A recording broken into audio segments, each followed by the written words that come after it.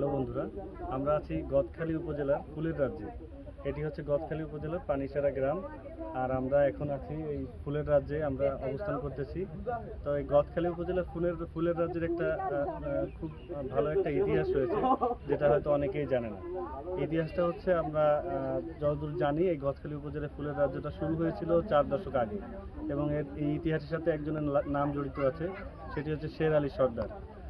ওনার ইতিহাস সম্পর্কে যেটা জানা যায় সেটি হচ্ছে, শের আলী সর্দার এই ফুলের রাজ্যের যে ইতিহাস যেটা শুরু হয়েছিল তখনকার সময়ে উনি এই যাত্রা শুরু করেছিল মূলত ওনার হাত ধরেই।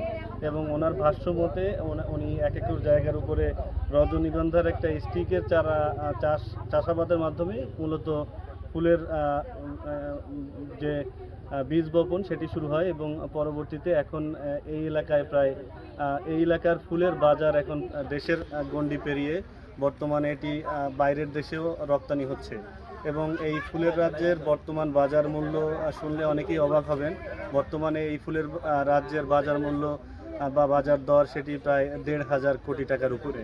এবং এইটি সম্ভব হয়েছে এই এলাকার মানুষের কর্মদক্ষতা এবং তাদের যে পতিত জমি ছিল সেখানে চাষাবাদের মাধ্যমে।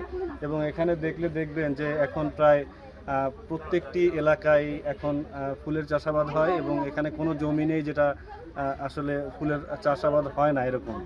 এবং এখানে এখন প্রচুর পরিমাণের ফুল, এবং আপনারা যদি সামনে আরও আসেন ফেব্রুয়ারিতে, তাহলে হয়তো আরও বেশি ফুল দেখতে পাবেন।